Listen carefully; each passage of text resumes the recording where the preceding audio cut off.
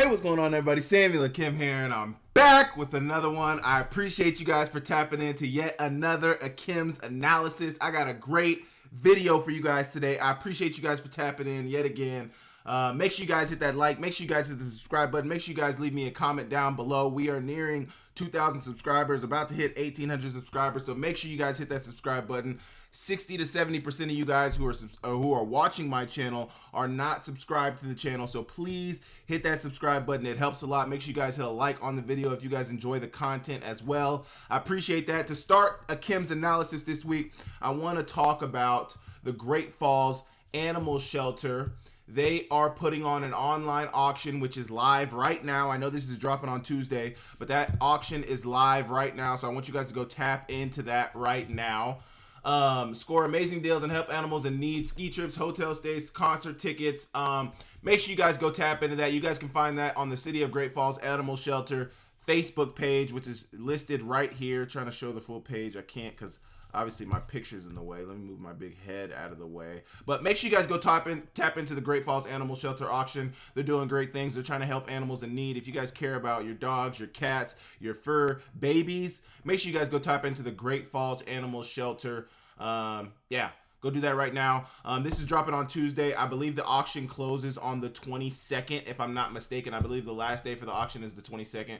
So you guys go, make sure you guys go tap in, show them some love. They're putting on a great cause. They're trying to help a good cause. So you guys do your thing and go support and help out the Great Falls Animal Shelter. Today, we are going to be talking about the toughest strength of schedule in the Big Sky. That's what we're going to be opening up the video with today. I really want to get down into the nitty gritty of the strength of schedule of some of these Big Sky teams. Particularly, we're going to be looking at the top 5 from 2024 and looking at some of their opponents for the 2025 season, looking at their strength of schedule. We're going to be looking at all of the strength of schedule for the Big Sky Conference. But with that, we also have a lot of NCAA governance talk to get into, NIL talk to get into. This is a really big time for NIL and the NCAA. There's a lot of things being talked about in the college football landscape. So I got a lot of good things I want to talk about. An article by Scott Kirko, who's a PhD, and I think he has a PhD in sports business, sports analytics. He did an article on do football wins predict increases in tuition revenue, evidence from FCS to FBS transitions. Obviously, that pertains to Sac State of the Big Sky, but I think the discussion is good, and I think some of the numbers are really good as well. We're going to be talking about collectives and NIL deals and how they go into Deloitte, the new governance model for NIL, basically the new NCAA Clearinghouse. I got some really good topics I want to talk about with that. Kirby Smart had some comments, as well as Charles Barkley on NIL. I think you get to see the coaching perspective from that, as well as the fans' perspective from Charles Barkley's standpoint, so like a donor's perspective. There's a new 16-team college football playoff proposal being discussed. I want to talk about that. I think it's a little bogus. And then state laws and NIL and how they all play a part into each other. So NIL, college football playoff, obviously Big Sky football kicking off the show. Make sure you guys hit the like. Make sure you guys hit the subscribe. Make sure you guys leave me a comment down below. And we will get straight into it. Okay. Ranking Big Sky schedules based on their opponent's average win percentage in 2024. Basically, the toughest strength of schedule in the Big Sky. Who's got the toughest strength of schedule in the Big Sky? Who's got the weakest strength of schedule in the Big Sky? Some of the numbers may surprise you, but we're going to just number off the best and worst strength of schedule. And this is based on their 2024 opponent's win percentage. So obviously we all know from year to year, an opponent's, like, things can change. They can say, like, we had a weak strength of schedule in 2024. We can improve in 2025, and our strength of schedule for the 2025 season may not mean anything. We could go undefeated, and we might have had the toughest strength of schedule in the Big Sky. Does that mean we're the best team? I don't know. What I'm trying to say is this data isn't foolproof. Now, obviously, win percentage, strength of schedule is a metric that people use in order to gauge wins, losses, records, playoff eligibility, all of that good stuff. But it is not the end-all be-all. There are so many other metrics that you can take into account for a team, and strength of schedule isn't always the number one indicator of a good or bad team, because teams from the 2024 season may be better in the 2025 season. Teams who were good in the 2024 season may be bad in the 2025 season. So take all of that, basically take this data with a grain of salt, but I do think it lends itself to giving us some answers as to what some of these teams may look like in the 2025 season. So, toughest strength of schedules in the Big Sky, 1 through 12. At number 1, we have Weber State with the 54% win percentage from their 2024 opponents. I don't have their schedule pulled up. I'm going to pull up the top 5. So we're not doing everybody. Sorry if you weren't in the top 5 of the Big Sky from the 2024 season. But we are going to be looking at the top 5 because those are the 5 teams that made the playoffs. That's what people care about. And we're going to get into that. So Cal Poly is at number 2 with 54% as well. I think Weber State was a little bit higher in their percentage than Cal Poly, but both at 54% with their strength of schedule from the 2024 for their opponents from the 2024 season in 2025. Northern Colorado at 3. So right off the bat, you see that 3 of the worst teams in the Big Sky Conference from the 2024 season have the toughest strength of schedule. At number 4, you got Montana State at 52%. That Northern Colorado was at 53%, almost 54%. Montana State's at 52%, round up to 53% is 5.525. But that's interesting. And now obviously in the NFL, strength of schedule is different because they're doing their schedule on a year-to-year basis. In college, strength of schedule is a little, I mean, it still matters, but these schedules are booked years in advance. These non-conference dates are booked years in advance. You already know who you're going to be playing in the conference for the most part, outside of, conference changes. So none of that is going to change. But Montana State is at 4. Idaho State is at 5 with 51%. NAU is at 6 with 50%, a playoff team in 2024. Eastern Washington is at 7 with 47, almost 48%. Portland State is at 8 with 47%. UC Davis is at 9 with 46%. Montana is at 10. UC Davis, a playoff team, almost a Big Sky champion. Outside of that, lost to Montana State. Montana's at 10 with 45%. Sac State is at 11 with 44%. Not one of the better teams in the Big Sky, but I do have high hopes for them in the 2025 season. And then Idaho, the lowest on the team right there with 42%, almost 43%. I think that really helps out Coach Ford at Idaho. You got the weakest strength of schedule in the Big Sky Conference. You're coming into a new conference. You're coming into a head coaching job. You were a running back coach at Oregon State. You got your own operation now. So now you got to be buttoned up. Now you got to do things the right way. And now you got to win the games that are in front of you. So I pulled up the top 5 teams in the Big Sky Conference. I pulled up their schedules. We're going to go from strongest strength of schedule to weakest strength of schedule. At the strongest strength of schedule outside of the playoff teams for the Big Sky Conference in 2025, we have Montana State. Sorry, my brain just crapped out right there. Just completely crapped out right there. But we got Montana State, and obviously they opened the season. Oregon was a 13-1 squad, maybe 14-1 squad last year. 13-1, I think, because they lost their playoff game, but they did win the Big Ten. Did they win the Big Ten? They did win the Big Ten. Oregon is is the first game of the season for Montana State. Now, obviously, they're losing a lot, but they're still Oregon. They still got all the money. They still got all the gear. They still got everything. They got Mario. Is it Cristobal out there? No. Dan Lanning. They got Dan Lanning in Oregon. Obviously, that is something that puts Montana State up there, which is what I kind of mean with taking the data with a grain of salt. Oregon being on there, they were 13-1 last year. That is an outlier. Now, is Oregon going to be that good this year or next year? Maybe not. I mean, are they going to be good this year as they were last year? Maybe not, but that doesn't matter. It's based on their last year's schedule, and Oregon is on there. South Dakota State, also another team on there. Are they going to be as good as they were last year? I don't foresee that, but they're still South Dakota State. So right off the bat, Montana State opening the season with Oregon and South Dakota State. That is a tough start. I could foresee them going 0-2 to start their season, but I don't think South Dakota State will be as good, and they get that game in Bozeman, so I could see them winning that game. Next, you have San Diego. They were a pretty decent team in 2024. I mean, they didn't make the playoff, but they were a pretty decent team in 2024. I believe their record was I think they were 7-2, 7-3, maybe 8-2. I can't exactly remember. I don't think they were a playoff team, and then they have Mercyhurst. They signed that deal with Mercyhurst last year once they moved up to the FCS, and they have them on the schedule again. Now, it doesn't have a location on here. I gotta guess they're probably going to Mercyhurst this year because Mercyhurst came to Bozeman last year. But we will see. And then you get into the conference play. They got Eastern Washington. They got Northern Arizona, a 2024 playoff team. They got Idaho State, Cal Poly, Northern Colorado, Weber State. They don't have a Sac State on here, and they do not have an Idaho on here. I think Idaho should be a protected rival for Montana and for Montana State. More so Montana, but I think Montana State should play Idaho each year as well. They play UC Davis and Montana to finish the season. They get UC Davis and Bozeman. They unfortunately get Montana on the road, just down the street in Missoula. But I don't know. The conference schedule to me doesn't look too tough.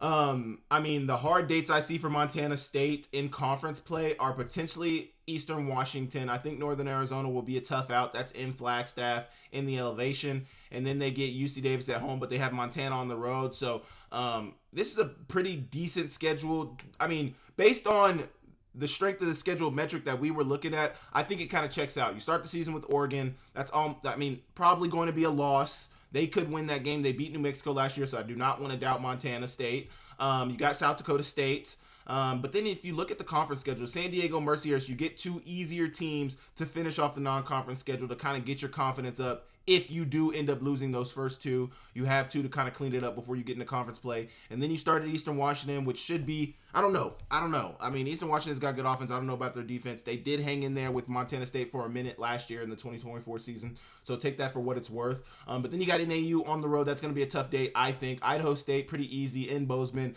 Cal Poly and SLO. That should be a pretty easy date. Northern Colorado in Greeley, that's going to be easy. So you got a little road trip right here. Then you come back home and play Weber State. I don't foresee that being too hard of a date, but I mean, you know, Weber State has been known to surprise some teams as well as themselves by losing to Northern Colorado last year. But then you got UC Davis at home. That should be a tough game. I think UC Davis is going to be a tough out this year. Tim Plow's got good things going on over there at UC Davis. And then Montana, we all know what Montana, I mean, it's not even about matchups in that game. It's about home field advantage. It's about the rivalry. It's about all that. So those last two games are going to be tough dates, but the middle of the schedule for Montana State, I almost called them Bozeman, for Montana State looks pretty manageable. Outside of South Dakota State, once you get into the, you know, those next 3-4 day games, it looks pretty manageable for Bozeman. So for Montana State, excuse me, I'm so sorry.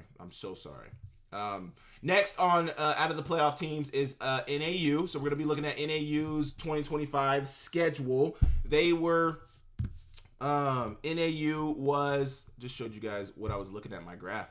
But NAU is sitting at 6th in strength of schedule at 50%, 5.505 on their strength of schedule. So I want to look at their non-conference schedule. They got Arizona State to start the season in Arizona, obviously. Probably going to be an L for NAU, but I don't know. I mean, I don't know. That's the Big 12 champion, though. That's the Big 12 champion. We got to put some respect on Arizona State. They got into the Big 12. A couple years into the Big 12, they won the Big 12. So exciting news for them. But NAU starting their season at Arizona State. Then they go over to Utah Tech, which should be a win for NAU. They got Southern Utah, which I think will be a tough out. You know, Southern Utah did not play in the playoffs last year. They had one of the best running backs. Statistically, they had a top 2 running back in FCS football last year. So Tarhee Lamson that was that at Southern Utah, former Big Sky team, but you get them in Utah. I believe Southern Utah plays at elevation about 4,000, maybe 5,000 feet, maybe 4,000. Not says 5,000, but maybe 3,000 to 4,000 feet at Southern Utah. You feel it in your body there, so that's going to be an interesting game for NAU. Tough out for them, and I think that's going to be a back-and-forth game at Southern Utah. Then you got Incarnate Word, a playoff team, a Southland Conference champion team. That's definitely going to be a tough out, but they get them in Flagstaff, in elevation, and I keep forgetting, we're talking about NAU.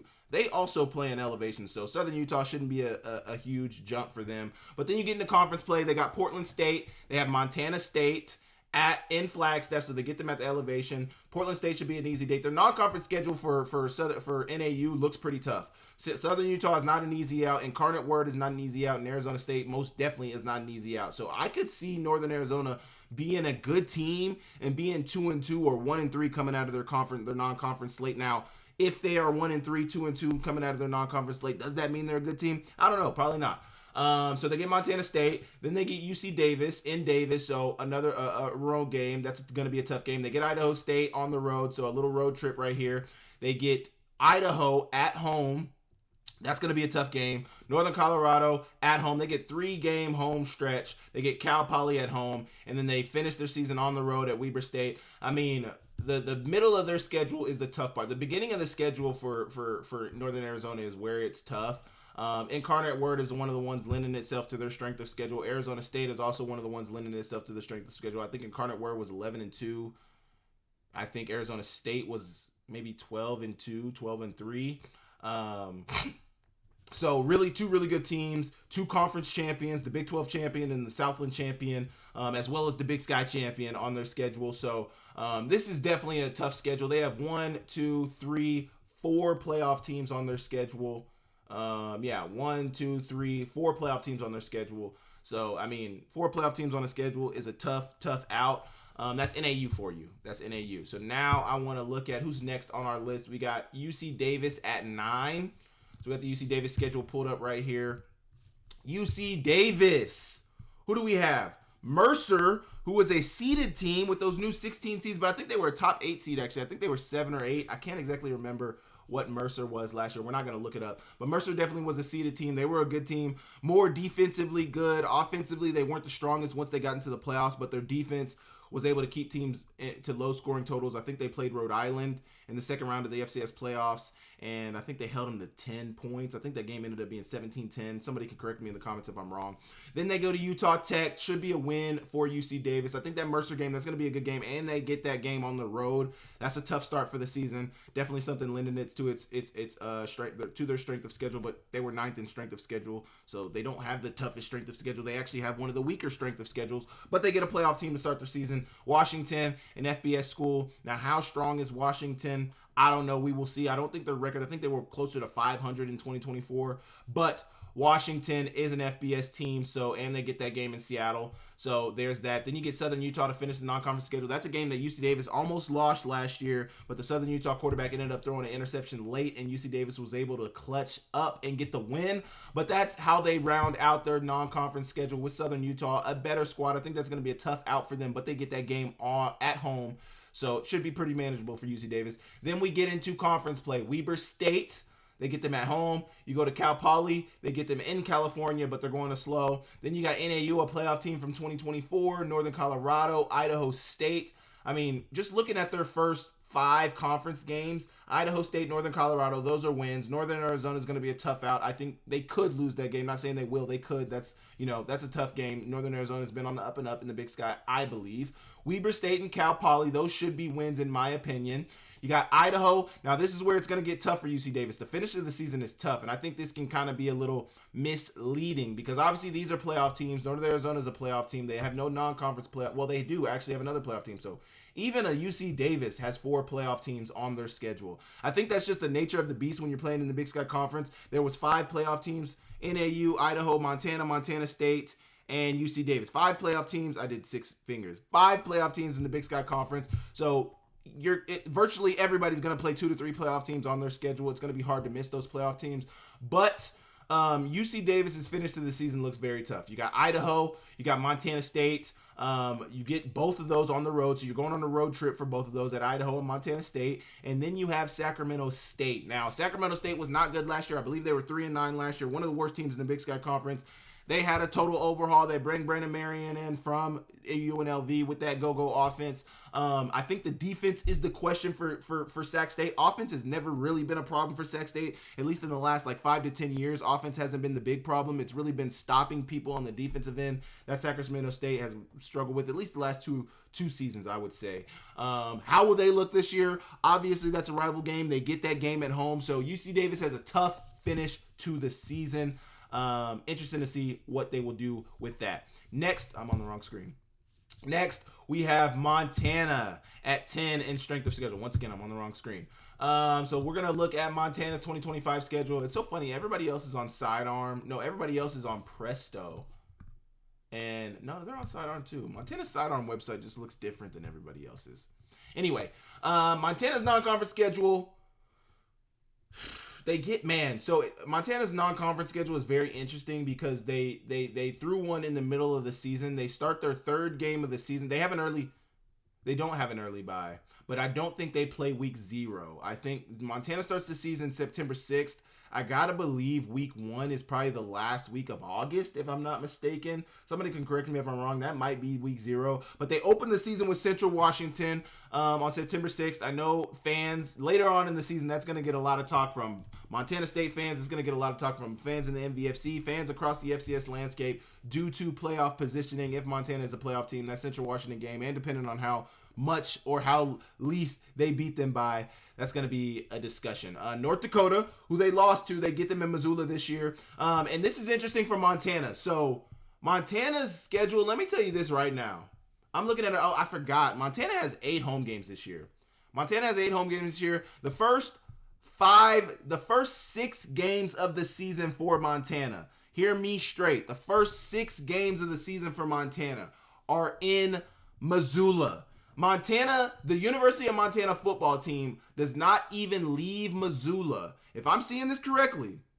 Wait. No. Okay, I missed one. The first 4 games of the season are in Missoula. But the first 6 of the first 7 are in Missoula. So they start the first 4 in Missoula against Central. Oh, I'm not even sharing my screen. I'm so sorry. They start the first 4 in Missoula. Central Washington. You got North Dakota. You got Indiana State, 2 MVFC opponents, and then you got Idaho. So an early Big Sky game because of, I believe they don't play that. They get that first week off. If I'm not mistaken, I might be mistaken on that. Please correct me if I'm wrong. But if I'm seeing this correctly, everything else goes straight into sync. It's 7 days after the next game. So that first week is week 0. That first week 1, Montana has a bye. And because of those 8 home games, I'm sure they had to concede something. And with that concession comes, we won't have another bye within the season. We're going to play the rest of our games straight through and through. But we do get 8 home. As Montana, I'm speaking as Montana, for anybody out there listening. Montana gets those 8 home games, but with those 8 home games comes a concession, like I just said. That first week, you get that first week off. But okay, so they start the season, Central Washington, North Dakota, Indiana State, Idaho, 4 straight Missoula games in Missoula. Then they go on the road to Pocatello. Obviously, Idaho's a 2024 playoff team. Neither of these are 2024 playoff teams, and honestly, they weren't that great. Montana should have never lost to North Dakota in 2024, but they did, unfortunately. Cal Poly, they come back home to play Cal Poly and then finish off their non-conference slate finally in week 2, 3, 4, 5, 6, 7. In week 8, they finally finish off their non-conference schedule against Sacred Heart, who plays in the NEC conference. That'll be an interesting date. The NEC isn't great. They don't usually play good ball outside of the NEC, so I'll be interested to see how that game goes. They did have a pretty decent team they came up here and played with back in, that might have been St. Francis. It was either Sacred Heart or St. Francis, but they came up here in 2016, my freshman year. They had a pretty good player. He was a returner, and he was a safety. He was like a nickel. He flew around. He was really good. If anybody knows Grizz football, you guys remember what I'm talking about. Sacramento State next. I believe that would be week 9, 10, 11, 12, 13. Yeah, week 13. So week 9, they got Sacramento State. I think that could be an interesting date. They go to Sacramento to play that game. They have a road stretch because then the next week they go to Weber and play Weber State. Could be an interesting date. Eastern Washington, they get them at home. Grizzly Sports Hall of Fame inductions seem to be that weekend. Then they got Portland State on the road in Portland, Oregon, and then they finish the season at home against the Bobcats in the Brawl of the Wild. So interesting schedule here for Montana. They got one. Interesting for Montana, they only have 2 playoff teams on their schedule. They don't have UC Davis.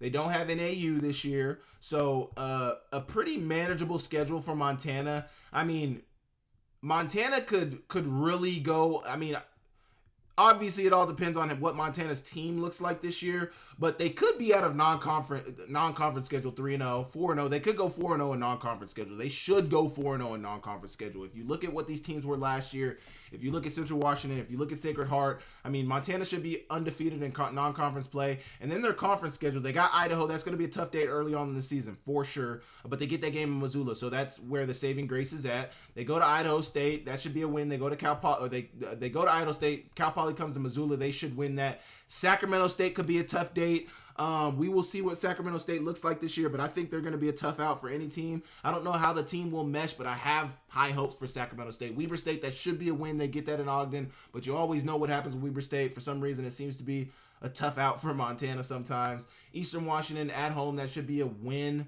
I believe. Portland State on the road, that should be a win. And then obviously the Montana State game, the Brawl of the Wild, is a toss-up, and it really comes down to home field advantage, and I don't know.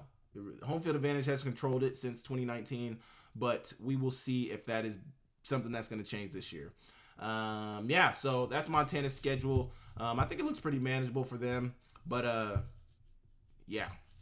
don't know.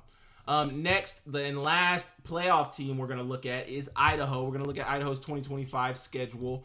They were last on the list of strength of schedule, and we're going to see why right now.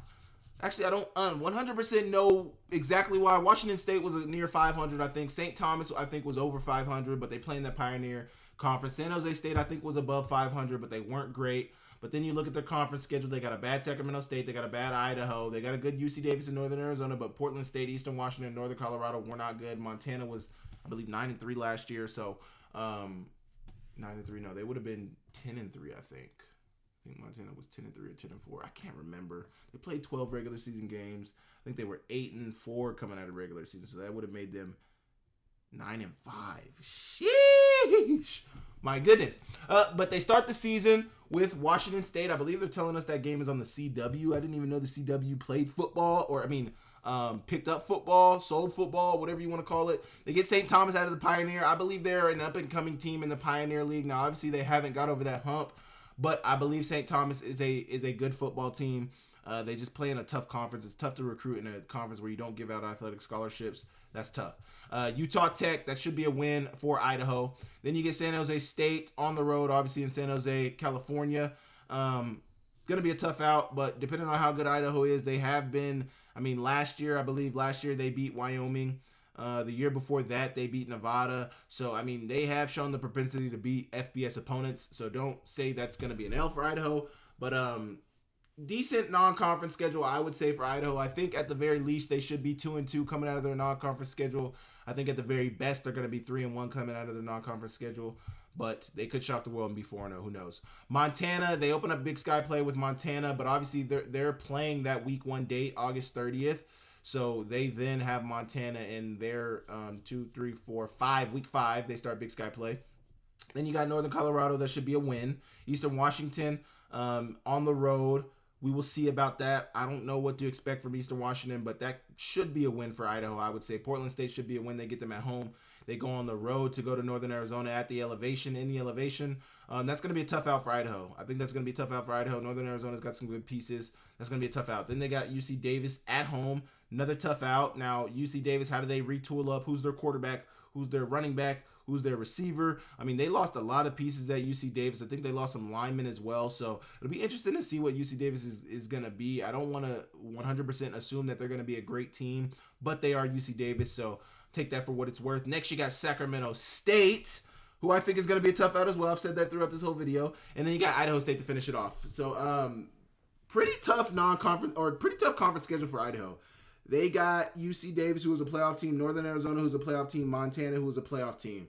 So they got 3 playoff teams, not the most in the conference, but also not the least. But they get Missoula on the road, they get Flagstaff on the road, and they get UC Davis at home. So they get 2 of the 3 playoff teams on the road. That's going to be tough, but it's Idaho, so we will see what the Vandals are able to do. You guys, let me know what you guys think about the strength of schedule. I'll go through the strength. I'll tell you what the strength of schedule is one more time to finish off this segment. At number 1 in strength of schedule in the Big Sky Conference, the toughest, this is going from toughest to weakest. At number 1, we got Weber State. At 2, we got Cal Poly. At 3, we got Northern Colorado. At number 4, we got Montana State. At 5, we got Idaho State. At 6, we got NAU. At 7, we got Eastern Washington. At 8, we got Portland State. At 9, we got UC Davis. At 10, we got Montana. At 11, we got Sac State. And then 12, we got Idaho. So that is the toughest strength of schedules in the Big Sky Conference, from toughest to weakest. You guys let me know what you guys think about that in the comments down below, and I will move on. Okay, I want to talk about NIL deals and the collectives, and if these collectives are putting together shady deals. So Deloitte, let me break down Deloitte. Deloitte is going to be the new NCAA clearinghouse. They are going to be the ones who send forward NIL deals. So basically, NIL deals are going to have to go to Deloitte before they are approved. They said the approval process should take no more than a day, is what I was reading. But they are going to be the new clearinghouse. So basically, if an NIL deal is deemed to be of fair market, then it'll be approved. If not, it'll be sent back, and there will be an appeals process. There will be an arbitration process, all of that. Deloitte, the world's largest professional services network, will operate the new NIL Clearinghouse, which is charged with determining fair market value of income earned by athletes outside of the school, i.e. name, image, and likeness deals. Deals affiliated with a booster group, or any entity deemed to be associated with the school are the only ones subject to the clearinghouse's more rigorous fair market value standard. Deals affiliated with the booster group or entity deemed to be associated with the school are the only ones subject. Yeah. So basically all the deals out there are associated with the NCAA clearinghouse.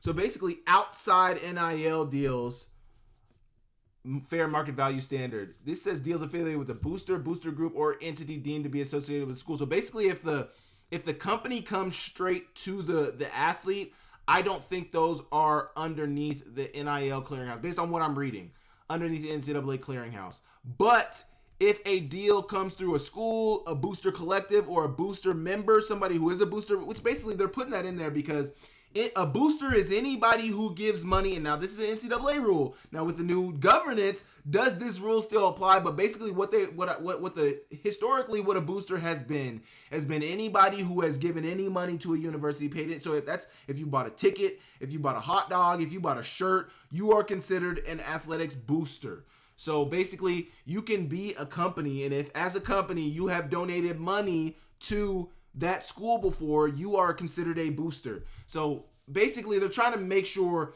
every deal under the sun falls underneath this umbrella, is what it sounds like to me. Deloitte is using thousands of previously struck NIL deals of college and NFL players in developing a, quote, compensation range. So basically they are trying to find fair market value. That has been the discussion for a very, very long time. What is fair market value for these athletes? What are we supposed to be expected to pay these athletes? If somebody's getting $10 million, but we know that's not fair market value, but then we have another quarterback who's also a 5-star who's asking for $10 million, how can we summarily say that we shouldn't be paying him that? Because that seems to be what the market is. Now Deloitte is trying to figure out, and I hope I'm pronouncing this name right, Deloitte, it looks Deloitte.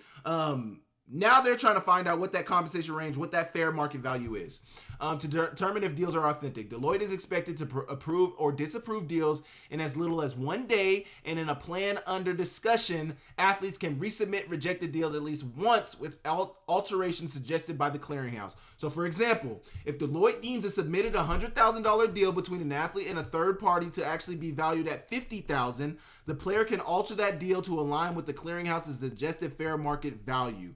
Basically, we are making sure that these deals make sense and that, the company's not getting screwed, but the player's also not getting screwed. But also, we are looking at historical data. So we're getting empirical evidence to show that this is what players have been paid in the past, and this is what they should be paid now. We're looking at NFL, those would basically just be like NFL, I'm trying to think of the word, sponsorship deals. We're looking at sponsorship deals of NFL players. We're looking at all the deals under the sun, previous NIL deals, to find out where is the median at? Where is the average at? Where is things meaning? Where is the mean coming out at? And where is it all kind of leveling out to where we can say this is what fair market value is. You can go a little above this, you can go a little below this, but anything outside the norm is going to be struck down. Last thing on this, deals rejected for a second time are referred to the CEO and enforcement staff. This is all per Ross Dellinger in his article. Deals rejected for a second time are referred to the CEO and enforcement staff and are then processed through an appeal system via court overseen arbitration. Athletes will remain eligible until their case is through arbitration.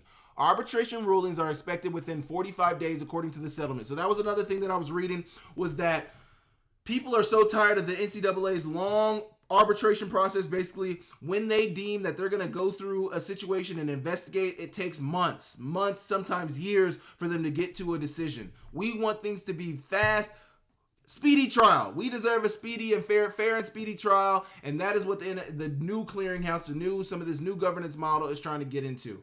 Athletes who lose arbitration cases and still accept compensation in the rejected deal are deemed ineligible. So basically, the NIL clearinghouse is the new end-all be-all. You send your deals to us, we say yay or nay. We say nay, you have the ability to fix it and appeal it. If you don't, and you go forward with the deal that was made, then you're going to be ineligible. Now, who is going to be tasked with enforcing that ineligibility? Obviously, it'll be some new government. Maybe it'll be this clearinghouse, but what is that going to be like? Because previously it was the NCAA and the college's answer to the NCAA. I think now you're still kind of in that wild, wild west where, yeah, we say that deal is ineligible. You accept the money and you're still going to play. Who is going to be tasked with enforcing that ineligibility? That literally was not in my notes or anything. That is just a thought that just came to my mind. Who is going to enforce that? Who? We don't know. Lastly, I think I said lastly before that, but actually I got a lot more on this, so I'm not getting anywhere near. My final point is going to be at the end, but athletes must submit the clearinghouse all third-party deals of $600 or more. Those deals that are deemed to be struck with a school-affiliated entity, NIL collective, school marketing arm, booster-owned business, school foundation, multimedia rights partner, etc., will undergo more scrutiny as a part of Deloitte's fair market value analysis. All payments made to athletes after June are expected to be subject to the new clearinghouse. So basically, after June, all of this is going to go into effect. And after June, all deals that you are being signed. So probably a lot of people are going to try to sign some deals. I wouldn't be surprised if some people try to sign some outlandish deals before that June window opens up, because people want to make sure that they're going to be able to get the recruits they got. You see Miami just got a really big 5-star plus per on 3 recruit, lineman recruit to Caldwell, but he committed to Miami over Georgia, there was another school I saw in there, but over some big time schools he committed. And yeah, that is what it is. Multiple penalties are under discussion for those found to be circumventing or exceeding a new cap or any other rule violation, i.e. tampering. I had that in bold because coaches have been very, very serious about this tampering. There's been a lot of tampering going on in college football. The coaches are not happy with it. They want things fixed. Like, a lot of these G5 schools are getting tampered with, and their players are leaving to go to P4, which I don't mind if a player leaves, but get him the right way. Like, don't call his mom and tell him, hey, we got $5 million for him to come play for our school. That's tampering. I mean, do it the right way, which I don't know what the right way to do it is, but a lot of these schools are being tampered with, and it's not right, and these coaches don't want it to be that way. Nobody wants it to be that way. The fan bases of those schools that are being poached don't want it to be that way, but the fan bases of the schools that are poaching the players obviously want it to be that way, including school fines, revenue share pool reductions, and coach administrator suspension. So once again, who will be tasked with enforcing those punishments? Now, obviously, those punishments can be levied down, and you can say, hey, you guys, your coach is suspended for the first 3 games of the season. But then who is the enforcement? What's the enforcement model? What's the enforcement house? What's all that? I need an answer for that. Athletes whose outside NIL deals are found not to be fair market value will be ruled ineligible if they execute those deals. As a part of the settlement terms, there is separate court overseen arbitration system. I already read something like that. In many ways, the settlement's goal is to shift the payments to athletes from unwieldy outside entities, such as boosters, basically the collectives. Now, say what you want about the collectives. They do hold value right now, and I know there's good people who work with collectives. This is not a thing about you, but a lot of these collectives, especially at the P4 level, are not operating in good faith. They're doing whatever they need to do to get as much money as possible pulled, which is how you win. Money is how you win. Like, nobody is a bad guy in this. Everybody wants to see their team win, and if everybody had the means to make it so that their team could win, they would do it. So let's be very, very real with that reality right now. Nobody is a bad guy in this landscape of trying to raise as much money as possible for your school, but, there are some unfair practices being taken, and part of that is fair market value. But there's also litigation being levied for what fair market value is, and we'll get into that right after this topic because it's on the top of my mind, actually. In a meeting with Deloitte officials at ACC spring meetings, the company shared with AD coaches. So this is per Ross Dellinger, and this is the most important part here, and this is gonna tie into with the collectives.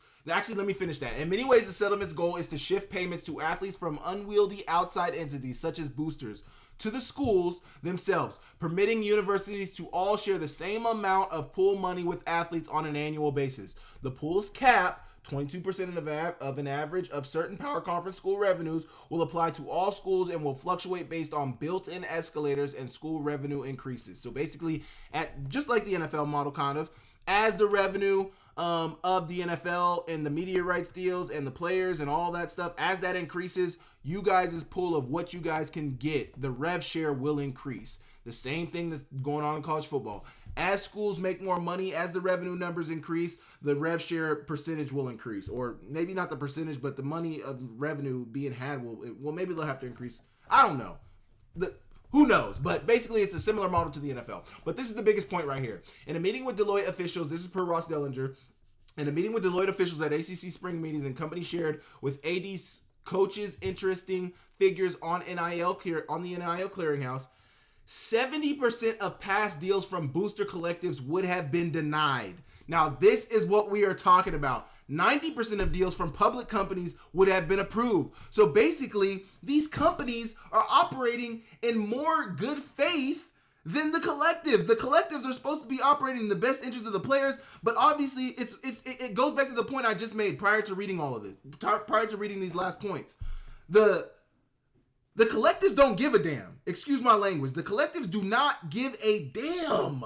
We want the best players we can get, and if we can pull the most money, we are going to do that. And if the deal looks fair, who cares if the deal looks fair? We want him here. So basically they're saying the deals that they've been struck in, I don't know what. Now, what I would need to know next would be, how are they deeming if these deals are fair or not fair? Like, what is going into the deciding factor on if they are denied, if not? Is there certain certain incentives that need to be in there for it to be considered a fair market deal? Is it because of the dollar amounts that are being paid from some of these deals that they would have been denied? I gotta believe it's probably the dollar amount. Like, these schools are like the Michigan deal, which I'm sure probably came from a collective. That deal probably would have been struck at the Michigan. I'm talking about the quarterback. He got paid some outlandish number. I mean, I don't think that's fair market for a college athlete, but you guys can tell me what you think. But I think those are some of the deals that they're looking at, where these guys are getting these big numbers, and it's like, this is not. But 70% of those past deals from collectives, from booster collectives, would have been. I mean, that is the biggest point to me. You can't even. That's full stop right there. 70% of past deals from booster collectives would have been denied. Now, obviously, we need to know what metrics they're working off of to deny or approve deals. I think that needs to be made public knowledge. If it is public knowledge, please link it down below. I would love to read that. 90% of the deals from public companies would have been approved. I mean, full stop right there. I don't need to say anything else. You guys, the data reads for itself. The numbers are reading for itself. Basically, these public companies are making sure that because these public companies aren't just going to pay anything. And that is another thing that this makes me think about. These collectives don't give a damn about fair market. We want to win. If this player can help us win, they're going to be a difference maker for our team. Forget the fair market value. Pay him as much as he wants. Whatever needs to get him into our building, pay him that. Pay him that. Now, Deloitte says that's wrong.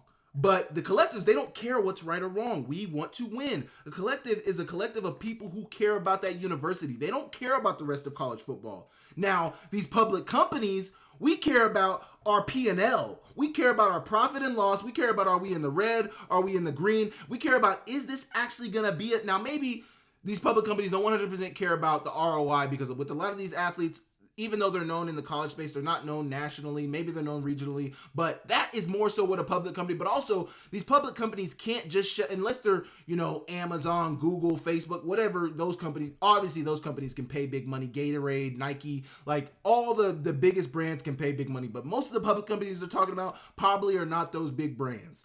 And 90% of those deals would have been approved. Basically, these companies know we don't have unlimited money. We don't have limitless money. So let's make sure that we're looking for fair market value. What does this player really, really deserve? And I'm sure they're probably talking about the small, I can't even remember what deal I did. It was like for $200 or $100. It was like every athlete could have done it. And I think it was on Influencer. It was on Open Doors, I think.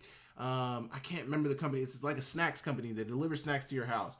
But deals like that, where you make $100, that is fair market value. Basically, these public companies are paying fair market value for NIL. They're paying fair market value for these players, but these collectives are moving unruly out here and doing whatever the hell they want to do to get the players that they need, which, go ahead. I mean, you are an alum, I'm sure, of that school. You want your school, like, I'm not trying to fault the collectives. I'm not trying to say the collectives are bad people. I'm just saying the way it's being done right now is unsustainable. I mean, and that is going to get into my next point. The way it's being done right now is unsustainable. Hold on to that point. Charles Barkley, The notion, this is Charles Barkley comment on NIL. The notion that I'm going to come up with a couple $1 million every year so that we can be good at basketball and football, that's the stupidest thing I've ever heard. And that is exactly why rev share needed to be a thing. I work in fundraising. I know that donor fatigue is a real thing. You don't want to do too many fundraisers. And colleges know this. Colleges have been raising money for years. If you've gone to a college, if you've sent them their money, and if you've graduated from college, you know you got that call 6 months to 12 months after that graduation saying, hey, Mr. Such and Such or Mrs. Such and Such, congratulations on your graduation. We need your money now. Can you donate something to the school? Can you donate something to a certain school? If you're a rich athlete, hey, congrats on being drafted. Can you build us this building? Can you put money towards this? Whatever that. I mean, that is just the way college has been done for years. So now, and I know this is a discussion probably being had with the colleges, is like, now that these athletics are asking our alum for money, how does that affect our bottom line at the academic level? Not even the athletics level. How does that affect our bottom line at the academic level? I mean, there's so many discussions to be had, but Charles Barkley, who is a fan, who is rich, who has been donating money to Auburn, I'm sure for a very, very long time, is saying that the fact that I'm expected to donate millions of dollars each year to make sure that we have good basketball and football is not sustainable. He's going to run out of money. The fans are going to run out of money. That is why rev share was needed. But I also think it lends itself to that point of the 90% of public companies that have been approved. Like, the companies are moving in good faith, but the collectives are paying outlandish numbers. Therefore, they're asking their fan base for outlandish numbers, therefore putting up a unsustainable level of fundraising for anybody. I mean, it's just crazy out here. It's crazy out here. It is absolutely crazy in this college football landscape. In college sports landscape, and it's this is why the governance model was needed. But I'm gonna move on from this point. I want to mention what Kirby Smart said on NIL, and then I'll put a bow on all of this. Kirby Smart on NIL. I just want to be able to have a freshman come in and not make more than a senior. And I'd like for other sports to be able to still survive. So he's talking about the Olympic sports. Basically, football and basketball are going to be good. Women's basketball is going to be good. But everything else is on the chopping block, and he wants those sports to survive. He has compassion for the Olympic sports who don't make as much money but still hold value. They still are there to get an education. They still are there to further their athletic careers. It just looks a little different than the NFL and NBA and WNBA. Obviously, those are the next leagues after college is what I mean. We're on the brink of probably 1 or 2 years away from a lot of schools cutting sports. True. Cutting sports is nothing new, but there's essentially a new version of schools cutting non-revenue athletics. If you can't pull in a positive number in terms of dollars or generate enough, the program could be on the chopping block. But some of these big schools rely solely on football or basketball or both to feed the others. What happens to field hockey, wrestling, and golf, for instance? The NIL landscape has certainly made things more challenging for coaches. Without a well-regulated system, it's often word of mouth and trying to determine who has a legitimate offers from whom. So that is directly from Kirby Smart's mouth. First of all, I'd like not to have to pay an incoming freshman, i.e. Michigan, i.e. any school. I mean, that's just how it's done. But Kirby Smart is working off, Kirby Smart is working off a merit-based mindset, which is supposedly what our country wants right now. We want a merit-based society. No more, whatever you want to call it, merit. What have you done? And that is how college sports should be. I agree. If you are a freshman, I get what you did in high school, but you did not do that here, and you have not done that here. Why are you the highest paid player on our team, and you haven't proven that you deserve that money? In the NFL, the money is slotted based on where you're drafted, but even those guys in the first round should not be, outside of like Ashton Jeanty. I think Ashton Jeanty, based on his rookie contract, is like the second or third highest running back in the NFL right now. Outside of that, you are not going to be the highest paid player at any position being drafted in the first round. And so on and so forth. But you're going to be making money. You're going to be making more than you were making at the college level. Maybe not now, but historically, that's how it's been. In that second contract, once you prove what you have done, then you are getting the big dollars. And that's how I see the NIL. And I've said this for almost a year now. It should be slotted. As a freshman, You are going to make NIL, and you can make NIL, but you can only make so much, and this is how much you can make. Now, if a private company comes in and wants to give you money, so be it. We can't affect that. But also, that's where the NIL Clearinghouse comes in. If it's a fair market deal, we can affect that. But let me get back to the point. If you are a freshman, you're coming into our school, this is how much you're going to make. You can make $50,000 maximum. Now, next year, as a sophomore, you will still be making that unless you have hit some metrics. 700 yards as a receiver, or you can get this. 3,000 passing yards as a quarterback, you can get this. 20 touchdowns as a quarterback, 25 touchdowns as a quarterback, you can get this. I mean, it should be slotted. You must have been all conference. All conference has to be for you to get to another level of pay, you have to, all conference, all American. You need to have won an award. Like, there needs to be metrics, because in the NFL, we're not just going to give you life-changing money without having done anything. Now, obviously, there's not always all conference, and everybody who gets a big contract isn't always all pro or anything like that. But Pro Bowls, all pros, yardage metrics, touchdown metrics, I mean, those are things. Now, obviously, we're getting into the incentive-based area world, but I think at where you are slotted to how much money you can make in the rev share model, I think that should be slotted based on your success. Were you on conference? Were you on? And then that gets you in a situation where if you were, excuse my language, a dog shit team in 2024, none of your players are going to be making a lot of money, which is how it should be. I mean, I don't know. I don't know, man. I don't know. It shouldn't necessarily be like that, but I don't know. It's interesting. I like the comment from Kirby Smart. He makes a lot of good points. But he talks about at the end of his statement where he says the NIL landscape has certainly made things more challenging for coaches without a regulated system, and often word of mouth and trying to determine who has legitimate offers from whom. Basically talking about fair market value. Who have these, and that's why we need public data. Who is offering what? What school is offering what? Now, obviously, does that kind of hurt the recruiting process? Does that kind of hurt? I mean, if everything we're doing is made to be public, I think the numbers that are being offered should be public, but the fact that we are going after an athlete, I don't know if that needs to be public. So that's a little muddy water right there. But they're bringing up good points. You guys let me know what you guys think about this NIL topic. I think it's very interesting, and obviously it's coming to a head this offseason. A lot of decisions are going to have to be made, so I wanted to get this topic in.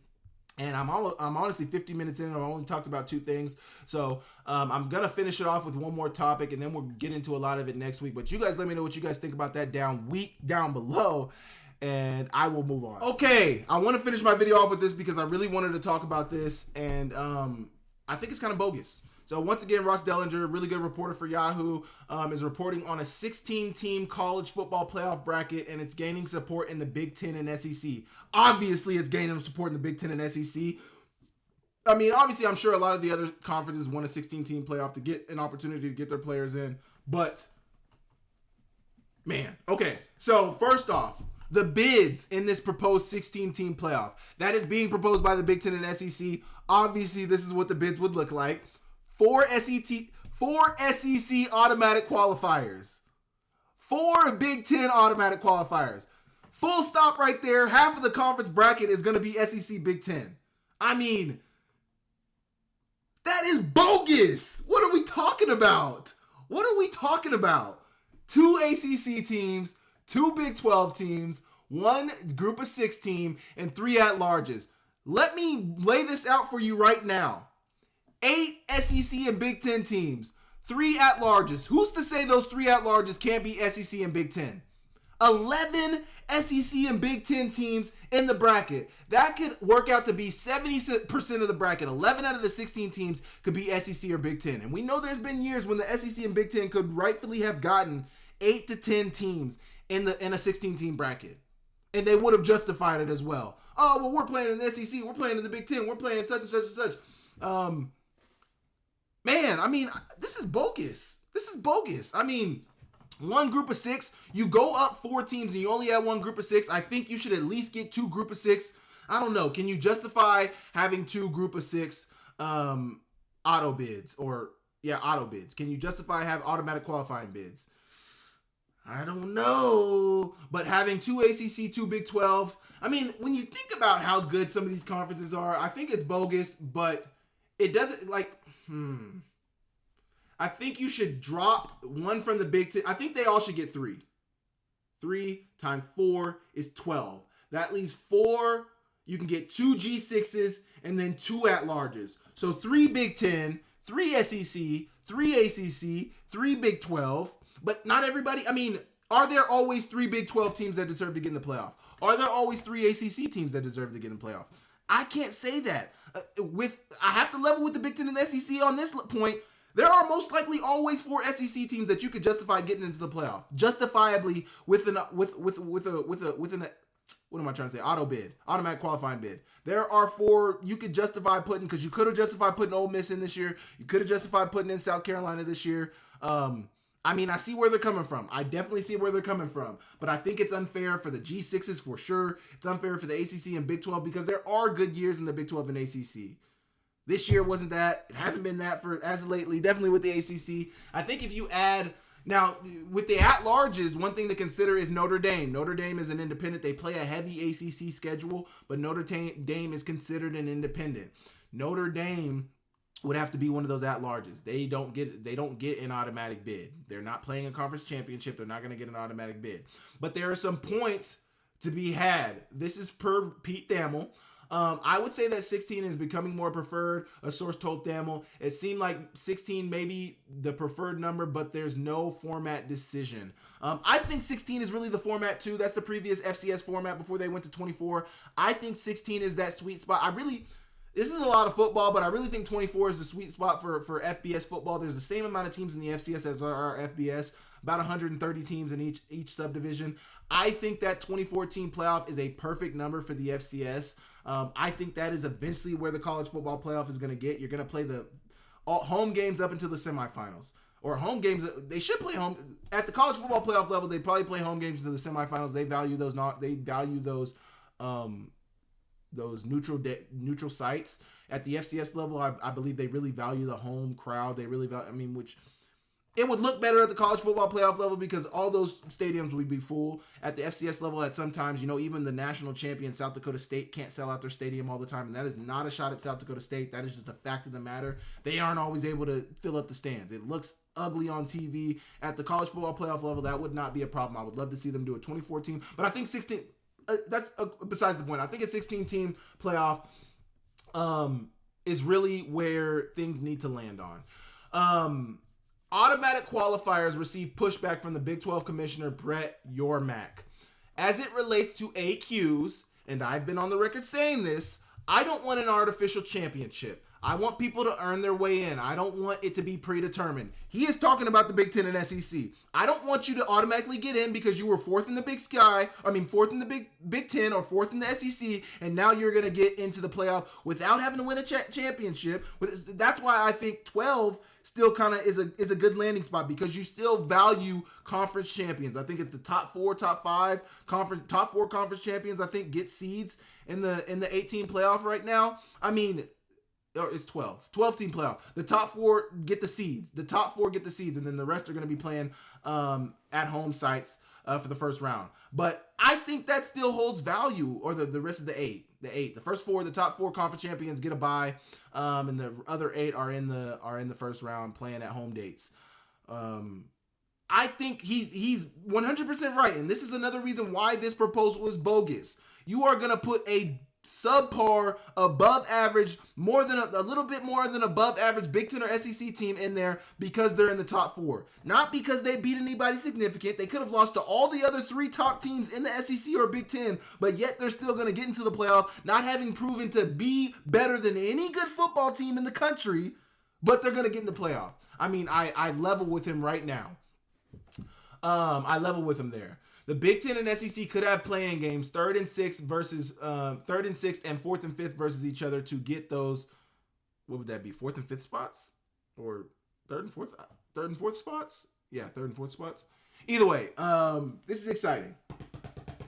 Exciting if they're seriously considering a 16-team playoff. I think it's bogus the way they're looking at it with the Big 10 and SEC being heavily weighted on that scale. But it's exciting news for college football. It's exciting news for college sports. I know I went in on the NIL talk hard today, had a lot of reading to do. But I think it was good information to look at.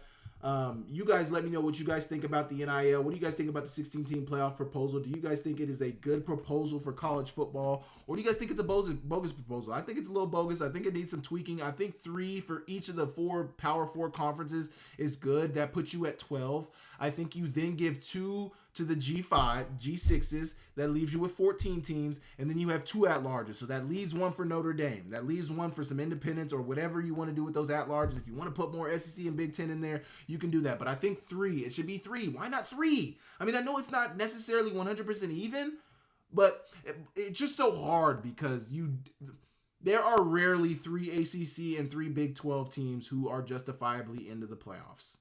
There's usually only 1 or 2. In the ACC's case, they had 2 last year. They had 2 in 2023, but there's usually only 2. There's never really 3. I'm trying to think in the ACC. Somebody let me know if you could have justified Miami, maybe. Miami could have got in this last year. Clemson and then SMU all got in. So there's 3 right there. In the Big 12, I mean, you had Arizona State because they won the Big 12. Who did they play in the championship? I think they played Utah. Did they play Utah in the championship? Utah maybe could have got it. I mean, I don't know. It's tough. Maybe a BYU. I don't know. The Big 12 would have been tough getting 3 in last year. So I don't think 4 is the right number. And then I don't think 3 at-larges because then they're just going to make those Big 12 or Big 10 SEC at-larges. But you guys let me know your thoughts down below. You guys let me know what you think about all of that. I have obviously strong thoughts about it. I think it's a little bogus, but you guys let me know down below and I will move on. Okay, I try not to go over an hour on my videos. If you guys would like me to go an hour, please let me know down below. I could have gotten to more of these topics. I really wanted to talk about these state laws and how they play a part into the NCAA House settlement. But that's going to tie in with the topic that I'm going to carry over to next week.